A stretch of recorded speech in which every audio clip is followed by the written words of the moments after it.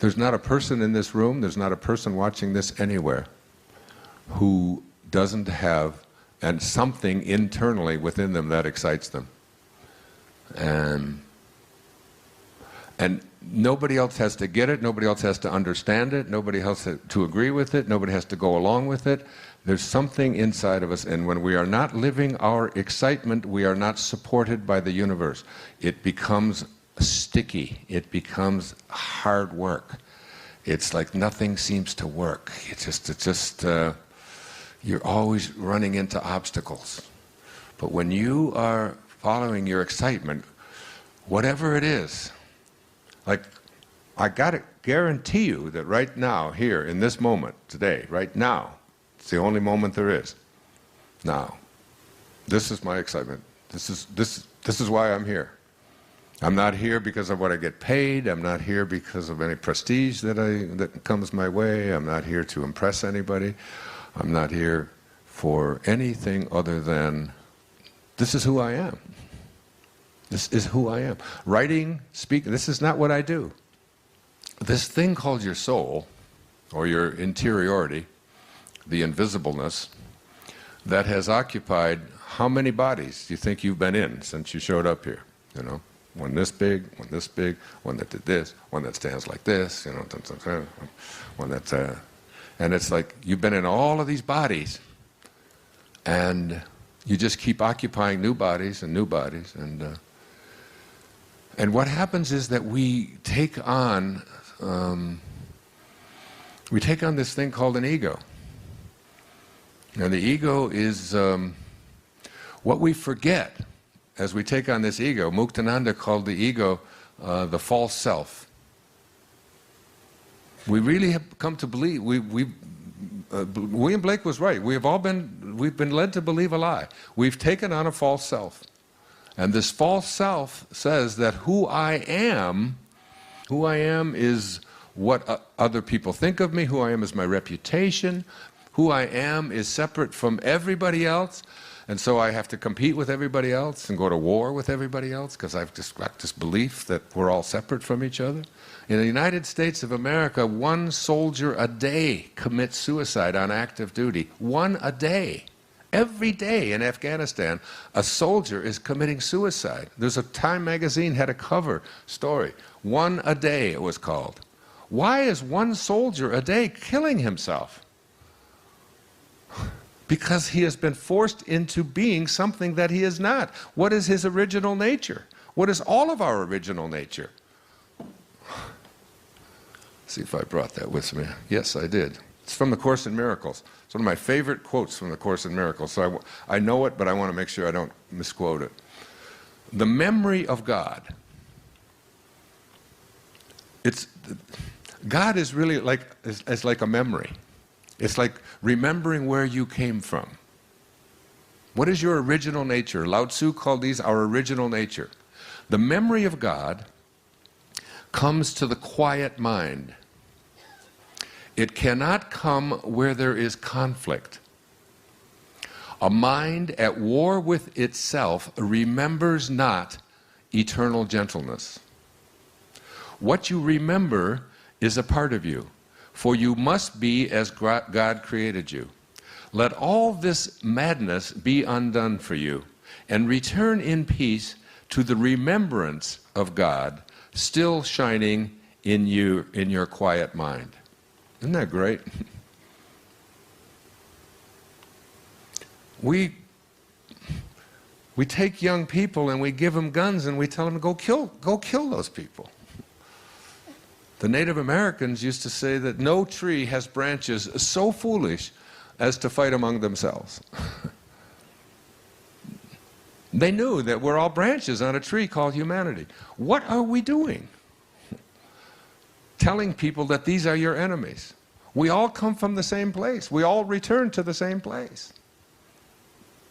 We all share the same tree. There's not Muslims out there and Jews and Catholics and Buddhists and so on. There's not Greeks and Romans and Asians and Spanish and Americans and Canadians and Spanish and Italians. We're just so we're so attached to this stuff that we have been handed to us forever, that who we are these labels that we've placed on ourselves, when in fact there's only oneness. God is only oneness. Close your eyes and hear this truth. You're not waiting on your desire. Your desire is waiting on you to rise, to elevate, to vibrate at the frequency of what is already yours. The world around you is not fixed. It bends it, molds it, reshapes according to your vibration. You are not a victim of circumstance. You are the cause. What you radiate, you attract. If you hold low thoughts, you will see a low world. But when you rise, internally rise, you will see mountains move. Vibration is simply your state of being. You do not manifest through effort, you manifest through alignment. The higher you vibrate, the faster creation flows through you. Joy is a magnet. Gratitude is a portal. Love is a key. These are not emotions, these are frequencies, and the universe responds to frequency, not words. So imagine not lightly, but boldly, with depth, with emotion, with certainty. See yourself already there, already living what you once longed for, not in the future. Now accept it as already done, and your world must obey the moment you feel it real. The unseen goes to work. The invisible becomes visible, but you must not waver. Persist in the assumption, hold the feeling even when appearances lie. Especially when they lie, your job is not to chase or strive. Your job is to become the version of you that already has it.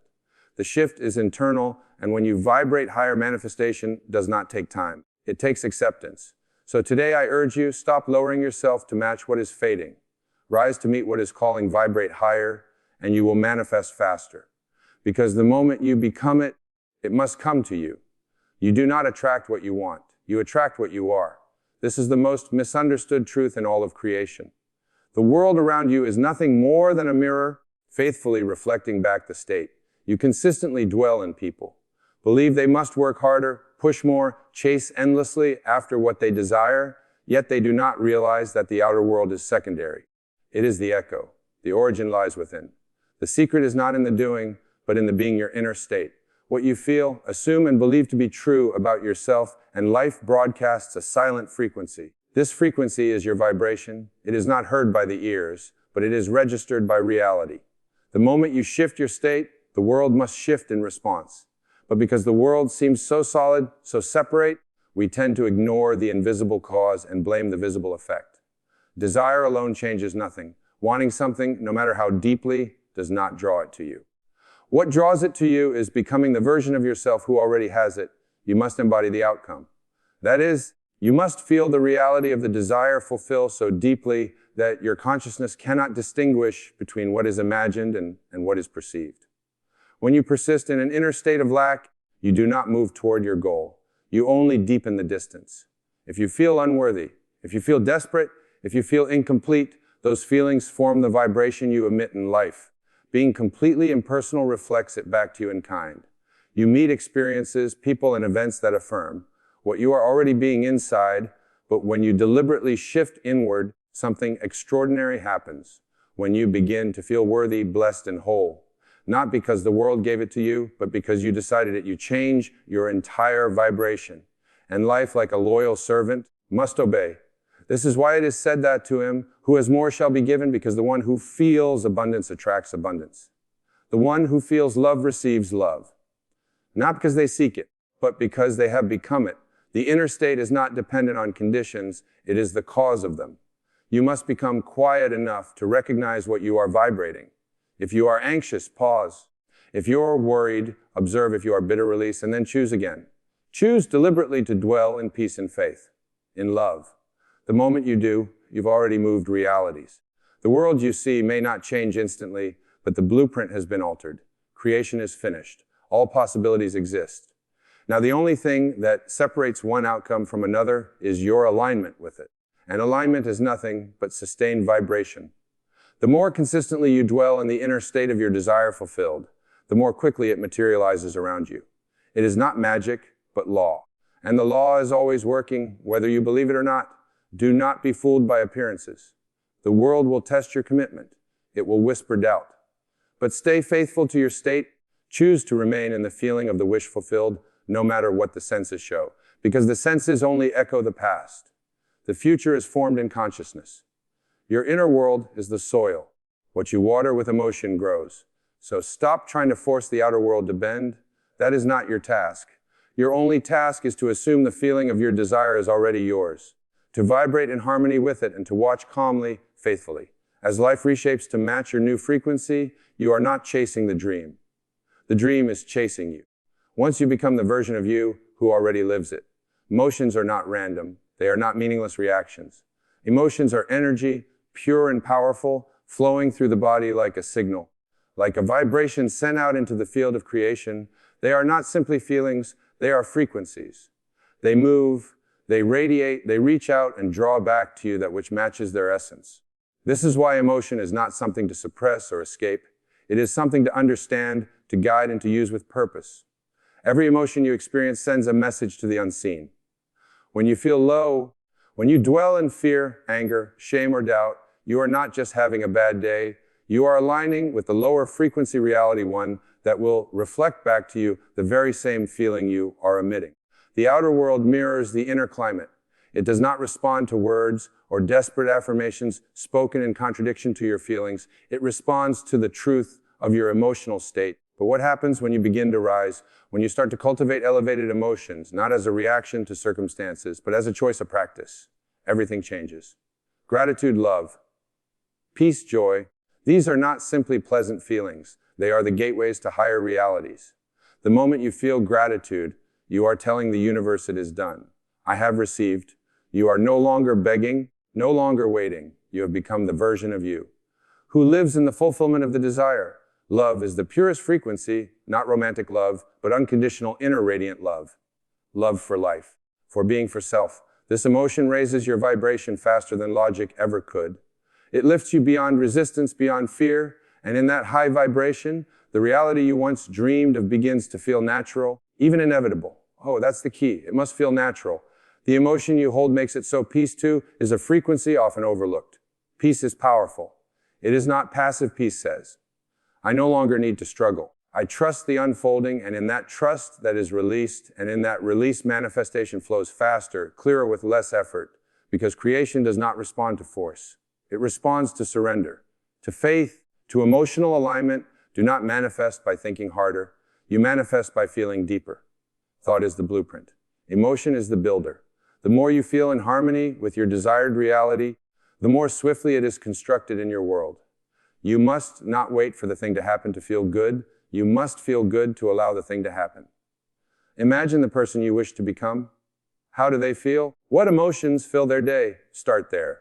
Begin to generate those emotions now, even before anything has changed. Because in truth, the inner change is the cause. The outer result is the effect.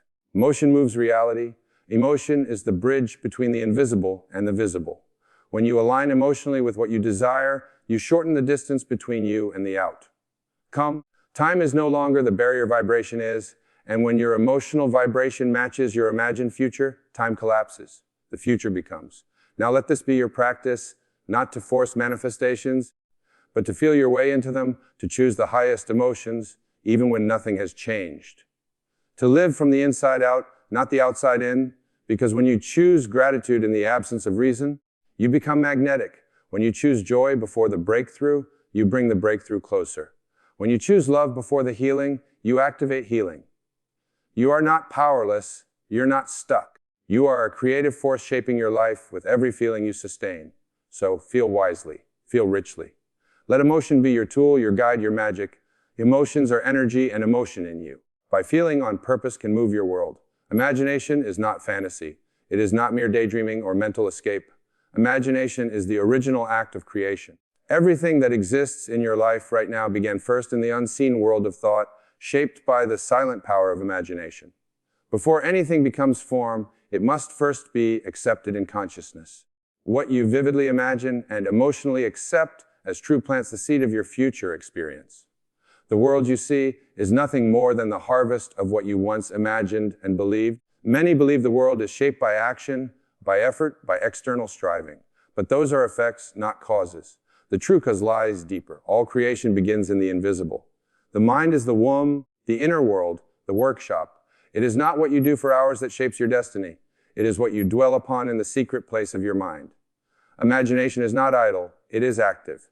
It is spiritual. It is the divine gift that allows you to rise above circumstance and see the world not as it is, but as it could be. And in that, seeing you make it so. When you imagine something clearly in detail and add to it the feeling of reality, the sensation that it is already yours, you trigger a shift in vibration. And when your vibration changes, the world responds. You do not have to wait for permission. You do not need proof. The outer world always lags behind the inner vision. So many delay their transformation because they are waiting for evidence. But the evidence comes after the seed is sown, and the seed is your imagined scene.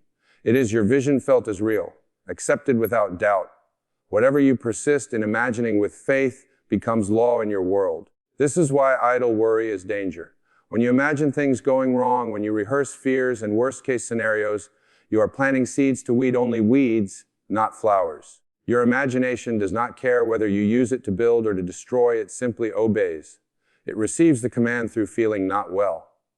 The secret then is not just to imagine, but to imagine with emotion. You must feel your scene as though it is happening now. You must enter it so completely in your inner world that the outer world becomes. The senses may still reflect the old story, but you remain loyal to the vision, knowing it is only a matter of time before the world reshapes itself to match your inner assumption. Imagination is more than visualization. It is full embodiment. It is hearing the sounds, seeing the colors, feeling the textures of your desired reality. It is holding the end in mind and living from it mentally rather than towards it physically. You assume it is done. You let go of the need to figure out how, and in that surrender, creation begins to move. Think of imagination. As a spiritual blueprint, you are always building something. The question is, are you building consciously or unconsciously? Are you imagining based on past disappointments or based on new intention? The future does not come from what you have known. It comes from what you see and feel in the stillness of your own mind. That do not underestimate this power. The world honors action, but action follows vision. When you imagine rightly inspired action arises effortlessly, you are led, you are guided, the right people, the right moments. The right doors begin to appear not because you forced them, but because your inner world. Among them, creation is not something you wait for. It is something you initiate. Imagination is the seed. Feeling is the water. Faith is the light. And time is the soil that brings it all together. So imagine, and imagine boldly. Refuse to return to the past. Let your mind dwell only on what is lovely, noble, and true. What you vividly imagine and emotionally accept as real, without doubt, without resistance, must come to pass. It is law. It is your gift. Use it well. The truth of who you are has never changed. It cannot be tarnished, diminished, or lost, only forgotten beneath the noise of the world, beneath fear, doubt, and limitation. There is a core within you that is pure light, pure power, pure knowing. And the closer you come to that truth, the faster your vibration rises. High vibration is not something you earn or chase. It is what you return to. It is your natural state, your original frequency, before you were taught otherwise. From the moment you arrived in this world, the world began to shape you. You were told what was possible, what was practical, what was safe. You were conditioned to believe in lack, in struggle, and separation from your desires. You were trained to slow your energy to blend into a world that forgot its own divinity, but deep within something never forgot, something always remembered. That spark is your true self, and it is always calling you home. High vibration is the signal of that remembrance. It's what you feel when you are in alignment, when you're no longer resisting the truth of your being. It's the quiet joy that arises when you follow your intuition. It's the peace you feel when you release control. It's the surge of inspiration, of love, of presence. These are not passing emotions. They are echoes of your essence.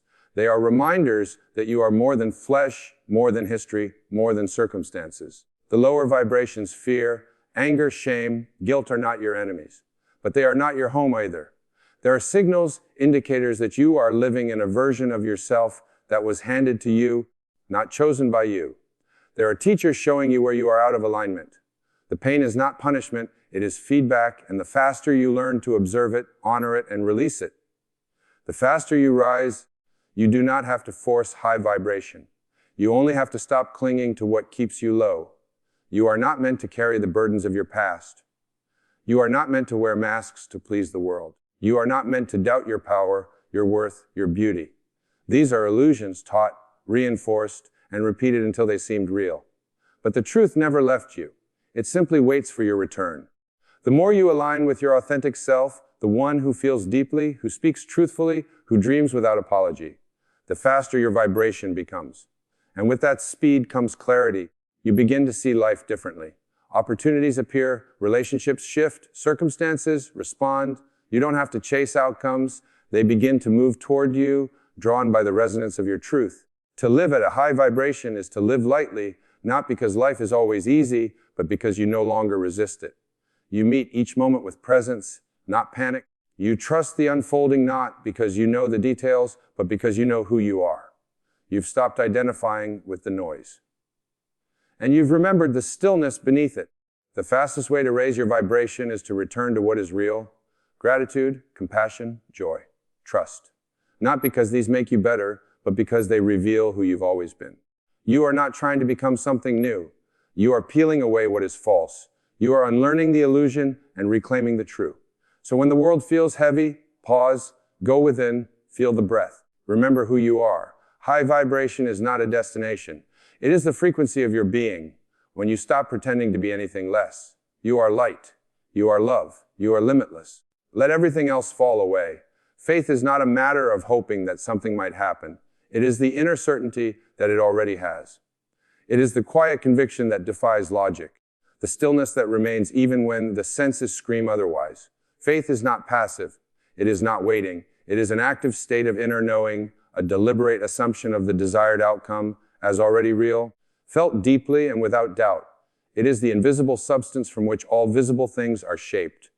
When you feel the wish fulfilled, you are not asking life to bring you something. You are affirming that it already belongs to you. And that feeling is the key. It is not enough to repeat words to visualize an outcome or to recite affirmations like a ritual. These are only shells unless they are filled with emotion. It is the feeling that moves mountains. It is the inner atmosphere that creates the outer change. You do not manifest what you want. You manifest what you believe, and belief is not just thought. It is embodied emotional truth. To believe with faith means to walk through your day as if the thing were already done. You are no longer looking for signs. You are becoming the sign. You are no longer asking if it's working. You are living from the end, knowing it has already worked. Most people delay their manifestation because they keep waiting for the external world to confirm the internal desire. They look to the mirror and ask it to smile first, but the mirror can only reflect. The moment you believe from within, truly believe without needing proof, the outer must conform. The law cannot be broken. The outer world is not cause, it is effect. It follows your conviction like a shadow. Faith requires that you detach from the how and the when. These are the domains of the intellect, not the imagination. The mind wants a timeline. The soul knows better. It moves in trust. It rests in the unseen. When you live in faith, you are no longer negotiating with reality. You are not hoping. You are dwelling in the feeling of it already being true. And that is enough to feel the wish fulfilled, is to touch the invisible realm and claim it as your own. You close your eyes and see clearly. You feel deeply, fully, without resistance. You allow yourself to be taken over by the mood of the outcome. You rehearse not the problem, but the solution, not the lack, but the abundance. You've become the one who already has it already lives. It already knows it to be theirs. This is not fantasy, it is creation. You are not escaping reality. You are forming it. Faith is the spiritual substance that calls things unseen into form. You don't need to convince others or even yourself in words. The feeling does the work. It anchors the unseen the moment you feel the wish fulfilled. Manifestation begins not when it arrives, not when it shows up on your doorstep, but in the moment you dwell in it as real. It may take time to appear, but that is no concern of yours. The seed takes time to sprout, but its emergence is certain. Your only job is to remain faithful to the feeling. Stay loyal to the unseen. Do not be shaken by appearances. Do not argue with delay. These are tests of persistence, not evidence of failure. Keep returning to the state of the wish fulfilled. Keep breathing life into your vision with feeling. What you feel consistently becomes fact. That is the quiet power of faith. It does not ask, it declares. It does not hope, it assumes. And in that assumption, life rearranges itself to match your inner truth. Persistence is the key that unlocks the door between the unseen and the seen. It is not enough to assume, once to imagine, once to feel, once the creative power of the inner world is activated by repetition. By sustained belief, unwavering focus, and the refusal to be swayed by appearances. What you assume with consistency becomes the law of your world, for consciousness is the only reality, and assumption is its blueprint. Reassume action, when felt as true, begins to clothe itself in form. But between the assumption and its full manifestation, there is often a gap. And in this gap lies the test. The temptation to doubt, to abandon the vision, to return to the evidence of the senses. Yet it is in that very moment. That persistence must rise to persist in the assumption, to remain loyal to the unseen truth, regardless of what the outer world reflects. Back to you, the world is a mirror, not a master. It does not dictate your reality. It reflects it. What you assume to be true inwardly, the world will echo. But it cannot do so instantly in all cases. For time is the cushion that allows the unseen to become seen. Do not be discouraged by the lag. Do not measure your success by how quickly things appear. Measure it by how unwaveringly you can remain faithful to your inner state. Persistence is not struggle. It is not forcing, it is not efforted in fear or desperation. It is calm, focused, dwelling in the end. It is the quiet power of the one who knows, who rests in the inner conviction that what is imagined and accepted must come to pass, even if the outer seems unchanged. You remain unchanged in your assumption. You do not explain, you do not seek reassurance. You simply continue to feel the wish fulfilled. When you persist in your assumption, you are training the subconscious mind, and the subconscious is the servant that never sleeps. It does not argue.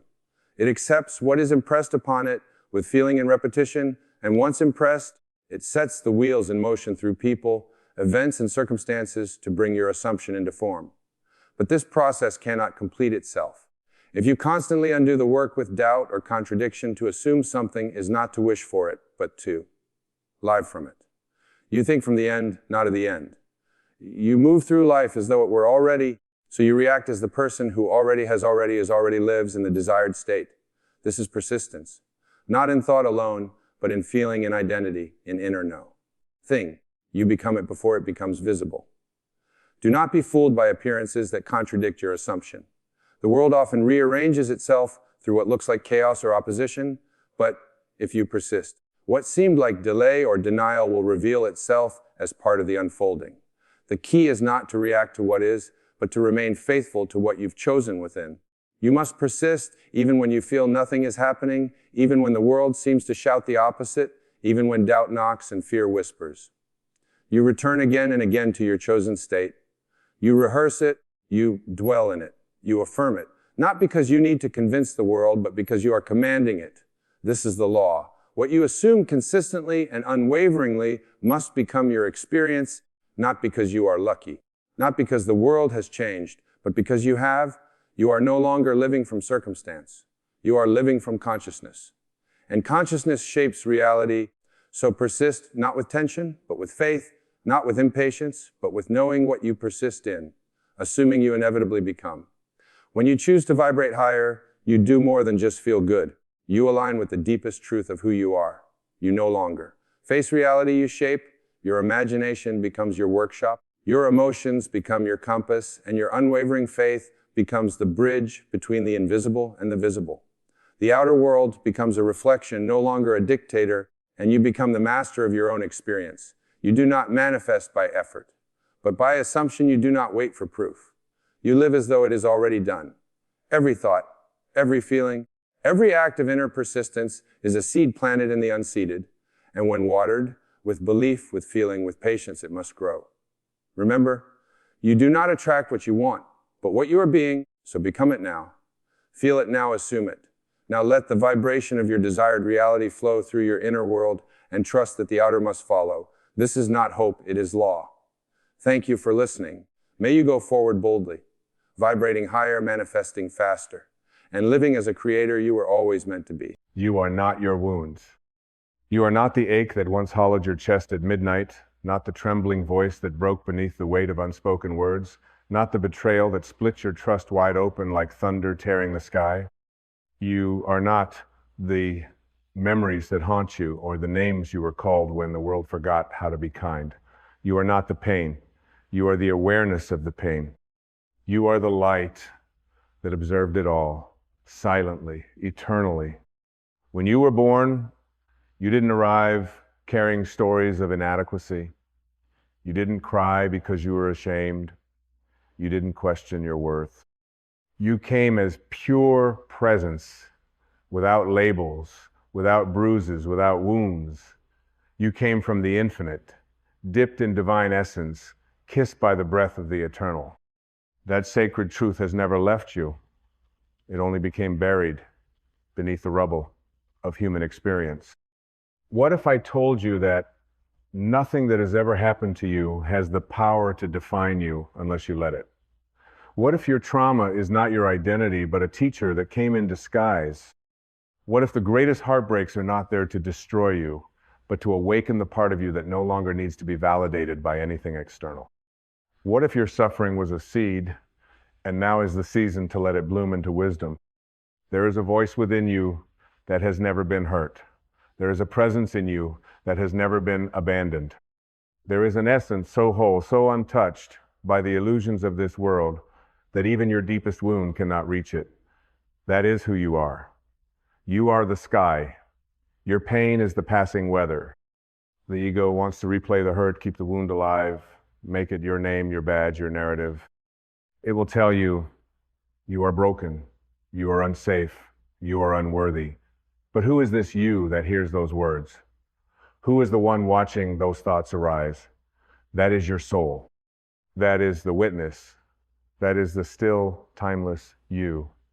And the moment you identify with that eternal presence, you become free. Freedom isn't about changing what happened, it's about changing your relationship to what happened. You can't rewrite the past, but you can choose whether to relive it or release it. Every time you touch a memory and give it permission to pass through you without clinging to it, you heal. Every time you refuse to define yourself by your scars, you reclaim your power. Every time you stop asking, why did this happen to me? And start asking, what is this here to teach me? You step into the sacred alchemy of transformation. The wound is not who you are. The wound is where the light entered. There is an old Sufi proverb that says, the wound is the place where the light enters you. And so often we misinterpret this as meaning we must stay wounded to be spiritual. But that is not what the mystics meant. The light enters through the wound, yes, but it does not stop there. It enters so it may heal, and in healing, it reveals to you what has always been whole. You are not your brokenness. You are the light that came to mend it. You see, the universe doesn't make mistakes. There are no accidental souls. You came here with a blueprint, with purpose written into your very cells, and no amount of suffering can erase that. In fact, the pain may be the path that leads you home. The shattered places, they are not your shame. They are your initiation. The philosopher Heraclitus once said, no man ever steps in the same river twice, for it's not the same river, and he is not the same man. You are not who you were when the pain found you. You have changed, grown, unfolded, and now you are standing on the edge of becoming. Forgive yourself for the ways you coped when you didn't know how to heal. Forgive yourself for clinging to identities rooted in survival. Forgive yourself for believing the lies of the ego when you were too weary to hear the truth of your soul. There is nothing in you that needs to be fixed, only remembered. You are not a project. You are a presence. The spiritual journey is not about becoming something. It is about unbecoming everything that is not truly you. It is the shedding of stories, of wounds, of masks. It is the return to essence, to that silent space within where nothing has ever been broken. Think of a tree that has been struck by lightning, the bark scorched, a branch fallen. But look again in the spring. See the new leaves sprouting, the sap still rising, life continuing its sacred rhythm. The wound is part of its story, yes, but it is not the whole story. And so it is with you. The ego will say, protect yourself. The soul will say, open. The ego will say, you are damaged. The soul will whisper, you are divine. The ego will say, stay in fear. The soul will sing, love anyway. The healing begins not when the pain ends, but when the identification with the pain ends. When you stop saying, this is who I am, and start saying, this is what I experienced, and I am the one who witnessed it all. You are the witness, the awareness, the vast open field of presence in which all things come and go. You are not your wounds. You are the love that survived them. You are not your wounds. You are not what they did to you. You are not what you lost. You are not the rejection, the abandonment, the silence, or the noise. Those were moments, not definitions. Those were storms, not structures. The sacred architecture of your soul remains untouched. You are not here to be defined by the chapters that brought you pain. You are here to realize you are the author, not the page. There is a stillness that lives beneath all things. Beneath the chaos, beneath the sorrow, beneath the name you were given and the roles you perform, there is a holy silence that has never been disturbed. It is the part of you that watched you cry and did not crumble. It is the part of you that walked through fire and still whispered love to the world. That part of you is not your story, it is your soul.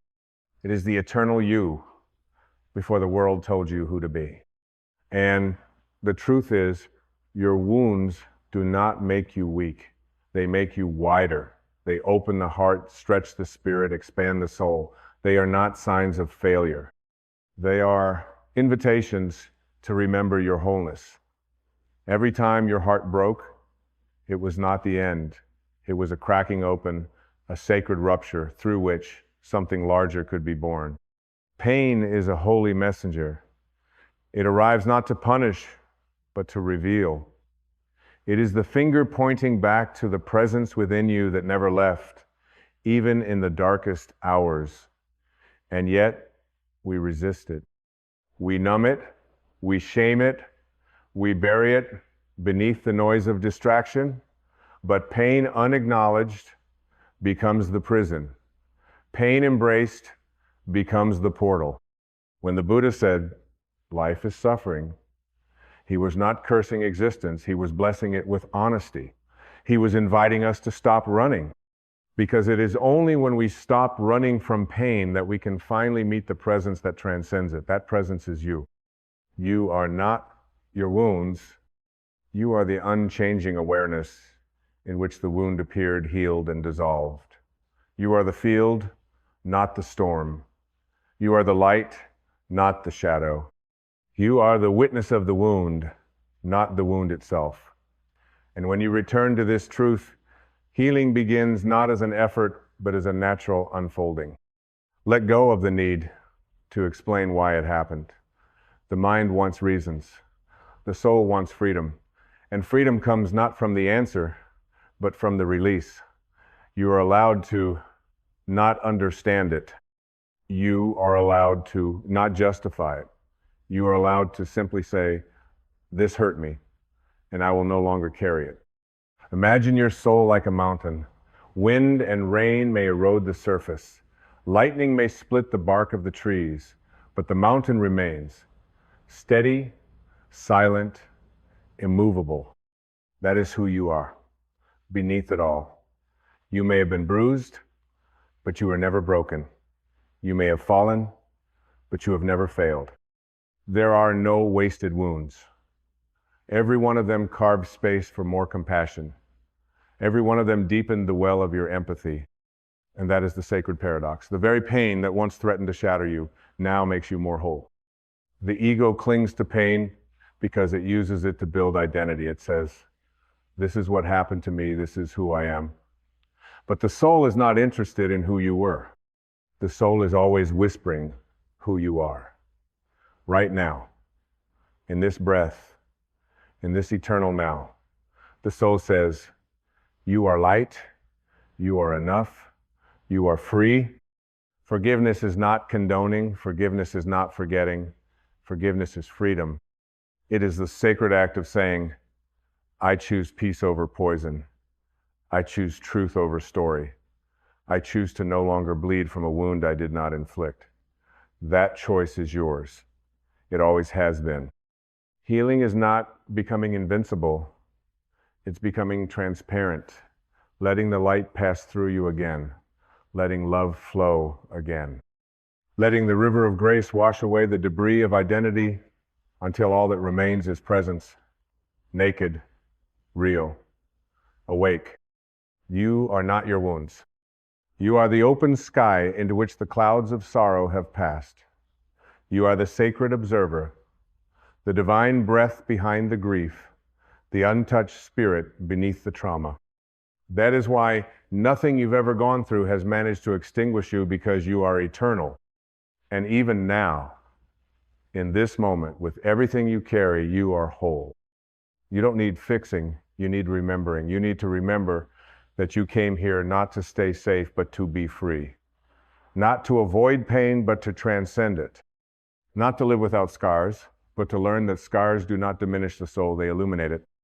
When you begin to see your pain not as the end of your story, but as a sacred sentence in a much larger book, everything changes. Suddenly the tears were necessary. The silence was sacred. The darkness was divine. Because they brought you here to this moment where you can finally say, I am not my wounds. I am not my story. I am not my fear. I am love remembering itself. I am presence awakening to itself. I am spirit, infinite, eternal, whole. And so are you. You are not your wounds. The world may have told you otherwise. It may have pointed at your scars and tried to name them failure. It may have seen your tenderness as weakness, your silence as defeat. But that was the world speaking from its own fear. That was the world forgetting its own light. You must not listen to the echo of unawakened minds. Listen instead to the silence within you that has never forgotten who you truly are. You are not the brokenness. You are the one who survived it. And even more than survival, you are the one who transformed because of it. The caterpillar does not curse the cocoon. It surrenders to the darkness because it knows in some eternal place beyond the mind that the wings are coming. What feels like death is often just the shedding of an old self. What feels like collapse is often the beginning of becoming. Trust this. Pain is not the absence of God. Pain is the voice of your spirit calling you home. Home not to safety, but to surrender. Home not to avoidance, but to awareness. Home to the part of you that remains untouched by all that has ever happened. Rumi said, try not to resist the changes that come your way. Instead, let life live through you. When you stop resisting your wound, it stops ruling your life. When you stop fighting what hurt you, you begin to uncover what healed you. You are not your wounds. You are the timeless breath behind the pain, the breath that has been with you through every tear, through every disappointment, through every closed door. That breath is God whispering, I never left. You've felt lost, we all have. But how can you ever truly be lost when what you're seeking lives within you? You search for healing, but healing is the return to your own being. Not the self made of memory and fear, but the self made of awareness and light. You are not here to carry your suffering like a badge. You are here to transcend it. You are here to become so deeply rooted in your soul that nothing external can shake the truth of who you are. Do not reduce your vastness to one moment of pain. You are an entire cosmos pretending to be a person, a river of eternity flowing through a temporary form. And yes, this form may bleed, it may ache, but the river flows on, untouched, undisturbed. Let go of the idea that healing must look like perfection. Healing is not linear, it is not clean, it is not always graceful. Sometimes it looks like falling apart, like lying on the floor in surrender, like being cracked open so fully that there is no turning back. And that is the gift, because once you are cracked open, the light inside you has no choice but to shine. You are not your wounds. You are not the childhood you had to survive. You are not the relationship that failed. You are not the words spoken in anger or the silence that followed. You are not the missed opportunity, the diagnosis, the loss. You are not the night you almost gave up. You are the dawn that followed. You are the quiet resilience no one saw. You are the breath that kept going. You are the heart that chose to stay open, even when it would have been easier to close. And that is the miracle. Not that you were never wounded, but that you kept loving anyway. That is the divine in you. You are not what happened. You are how you chose to meet what happened. That is where your power lives, not in rewriting the past, but in reclaiming the present. Not in erasing the pain, but in choosing to no longer let it name you. The soul does not want to keep score. The soul wants to be free. So let go, not because it didn't matter, but because you matter more. Release the resentment, not because they deserve it, but because you do. Release the identity built on wounds, not because it was false, but because it is too small for who you are becoming. Release the need to understand everything. Some things are not meant to be understood with the mind, but held with the heart. You are not your wounds. You are the love that was always there. You are the silence beneath the noise. You are the presence that remains when everything else falls away. And so now, in this sacred moment, choose again. Choose not to carry what is not yours. Choose not to replay the story that keeps you small. Choose to remember that you are infinite. Choose to rise. Because every time you rise, not in spite of your pain, but through it, you teach the world what healing really looks like. You become a lighthouse for others still lost in the storm. You become a reminder that love is stronger than fear, that presence is more powerful than pain, that spirit cannot be broken. You are not your wounds. You are the healing. There comes a moment, quiet, almost imperceptible, when the soul no longer seeks to be defended. It no longer clings to its history or waits for the world to affirm its worth. It simply rests not in the memory of what has been, but in the awareness of what is. And in that sacred pause, where nothing needs to be added and nothing needs to be erased, the truth stands clear. You were never incomplete. This realization does not arrive with trumpets. It doesn't crash through your resistance with force. It arrives like dawn, slowly, gently, turning darkness into light without asking permission. And suddenly, all that once felt unbearable becomes somehow sacred. Not because it was right, but because it led you here to this tenderness, this openness, this reverence for your own becoming. What you once saw as damage is now the doorway to depth. Not a wound to be covered, but a passage into clarity. And from that clarity, a soft knowing rises a knowing that does not need to be proven or shouted. It is the quiet authority of the soul reclaiming its ground, not as a warrior, but as a witness. You begin to understand that healing was never about going back to who you were, but about releasing everything you never truly were. You are not here to perfect your past. You are here to transcend it. You are not here to edit your story so it hurts less. You are here to outgrow the story entirely. To rise from the page as the presence that authored it, not the character caught in its plot. Let yourself feel that. Let yourself remember that who you are is not confined to the body that trembled or the mind that fractured in the face of pain. You are the stillness behind the trembling, the space beyond the thought. You are the witness who watched the heartbreak and the love that stayed even after the pieces fell. You are what survived. Not in spite of the storm, but through it, with it, and ultimately beyond it. The soul does not fear the storm. The soul understands that every gust of wind strips away what was never yours, that every lightning flash illuminates a truth too long hidden, that the thunder is not a warning but a drumbeat calling you home to yourself.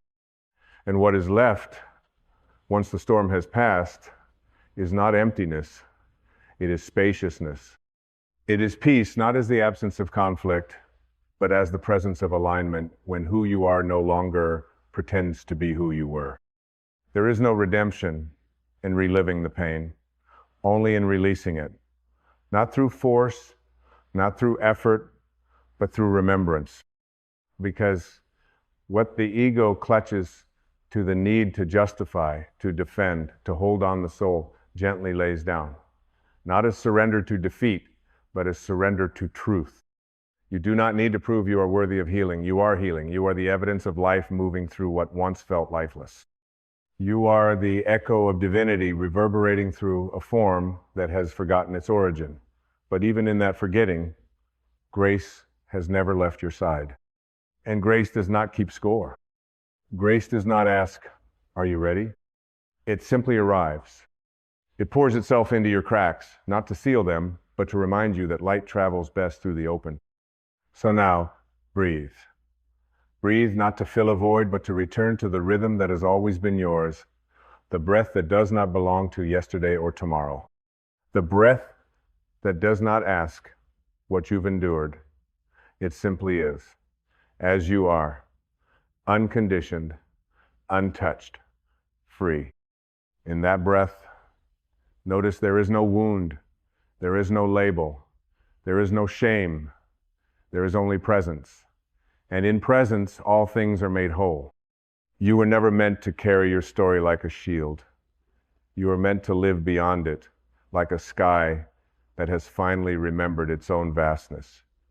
Your pain was never the problem. Your attachment to it was. And now, even that can be met with compassion. Let your suffering rest. It has done what it came to do.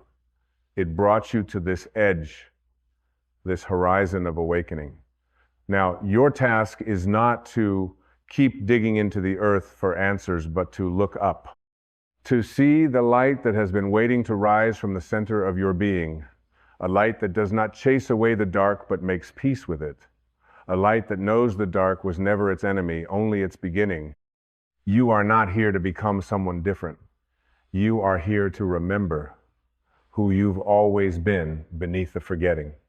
And what a glorious remembrance it is when the self drops away and only the self remains quiet, infinite, free. And when you stand in that freedom, even your story changes. Not because the facts are erased, but because your relationship to them is no longer one of bondage. You no longer say, "This happened to me." You say, "This moved through me and it awakened me." This is your power. Not in rewriting the events, but in reclaiming your identity. You are not your wounds. You are the one who walks forward anyway, barefoot on sacred ground, each step a prayer, not for answers, but for deeper awareness. You are the one who stopped waiting to be rescued because you finally remembered you are not broken, you are becoming. And becoming is not a straight path. It is a spiral. It brings you back to what you thought you had outgrown, but this time with eyes that see differently, with a heart that no longer braces, with a presence that no longer flinches. That is growth. Not the absence of pain, but the absence of resistance to it. Your liberation is not found in denying what hurt you. Your liberation is found in no longer confusing that pain with who you are. You are not your wounds. You are the ocean that contains them. You are the sky that opens wider than the clouds. You are the still flame in the center of the fire. You are the unshaken witness, the silent depth, the invisible, invincible truth. And this is the beginning of your return. You are not your wounds. You are the sacred pause between stories, the breath that existed before the wound ever touched you. You are the soft voice that whispers, "I am still here," even after everything else has gone silent. And that voice, that quiet, unwavering pulse of your being is not fragile. It is not wounded. It is eternal. The pain may have entered through the door of your humanity, but it has never reached the truth of your divinity. And the more you remember this, the less power your suffering holds over you. The wound loses its grip, not because it disappears, but because you no longer place your identity inside it. You become vast, so vast that the wound itself dissolves into the infinity of your presence. This is not philosophy. This is freedom. It is the sacred moment you stop needing life to rewrite what happened and begin allowing life to reveal who you've become because of it. And not in a hardened way, no, not with armor, but with transparency, with the gentleness of one who has let the fire pass through and who now carries light where the weight used to be. You begin to walk differently. You no longer measure yourself by the reactions of others because you understand that truth does not require validation. You no longer shrink when challenged because you are rooted in something deeper than reaction. You are grounded in awareness. You see, awakening does not mean the storm stops. It means you stop fearing the rain. You let the sky do what it must because you found the shelter that can't be touched, the quiet cathedral within where the soul kneels not in suffering, but in surrender. And that surrender is not a giving up. It is a rising into life as it is, not as it was, not as you wished it to be, but as it is in this moment, whole and holy and completely enough. There is no greater peace than this. To no longer need to be seen through the lens of your pain. To no longer offer your past as an introduction. To no longer explain yourself through the trauma, but to let your presence speak for itself. You are not your wounds. You are the silence that does not seek applause. You are the love that did not shut down when the world forgot how to love. You are the steady flame that has learned how to glow in the absence of fuel. That is your miracle. That is your truth, and it cannot be taken. So now breathe again. Feel that breath as if it is the first. Feel it not as survival, but as a sacred choice. Each inhale a testament that you belong here. Each exhale a release of the weight that was never yours to carry. You do not need to hold on to your suffering to honor it. You honor it by living freely. You honor it by laughing fully. You honor it by loving with your whole being, knowing that you have earned this joy, not in spite of what you've been through, but because you had the courage to return to joy anyway.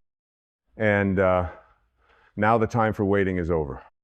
You've waited long enough to be chosen. You've waited long enough to feel whole. You've waited long enough to begin, but you were never waiting for something outside you. You were waiting for your own return.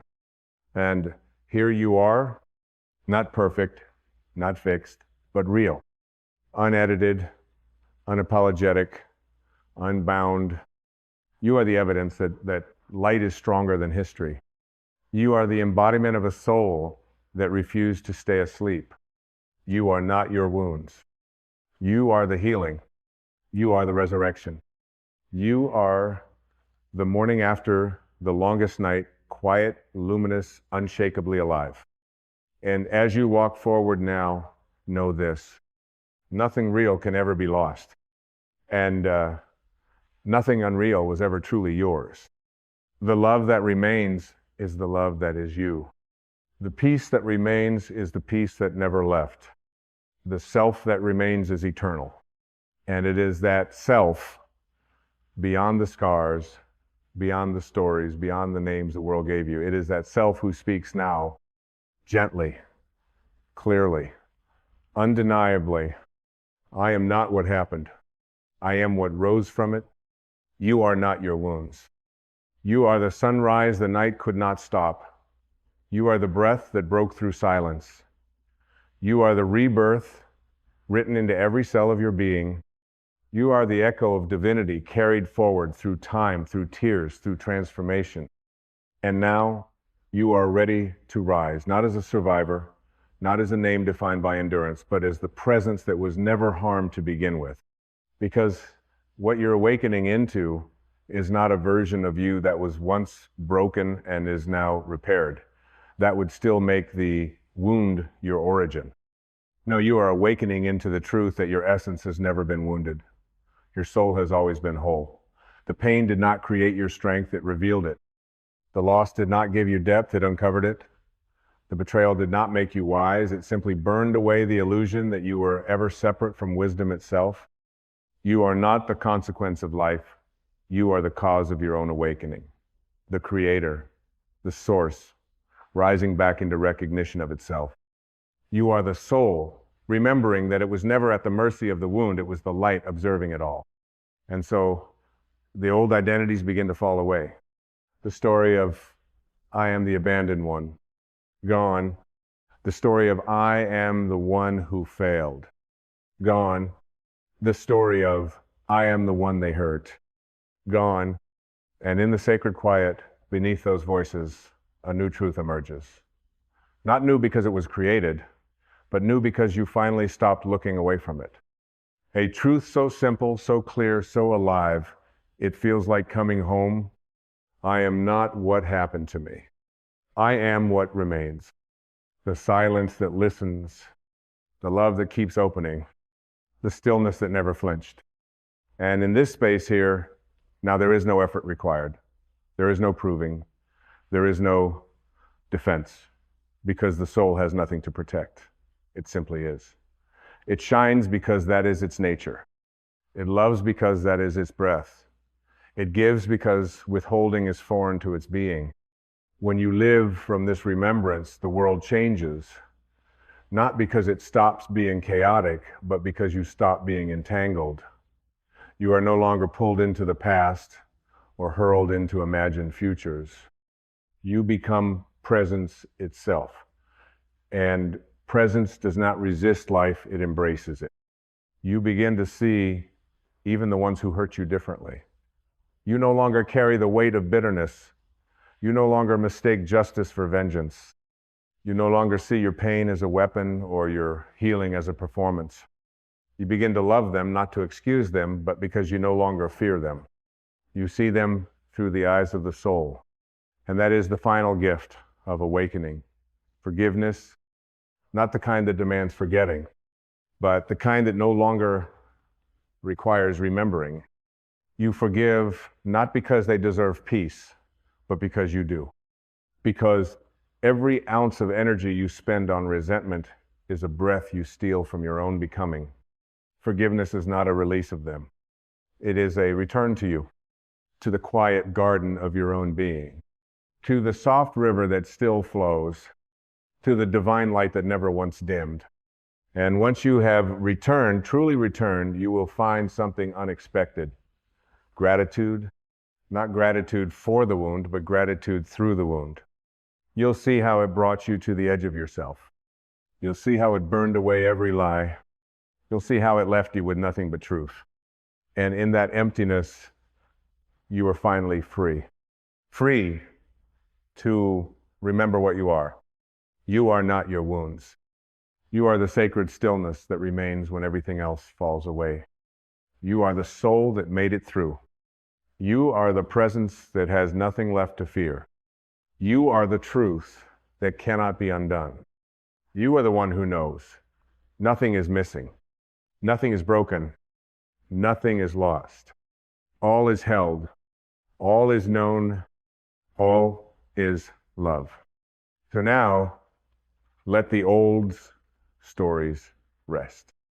Let the echoes fade. Let the wound close, not as an ending, but as a birth. The time of contraction is over. Now comes the expansion wide, infinite, true. You are not your wounds. You are the space they pass through. You are the eternity that survived. And now you are free. Truly, wholly, finally free.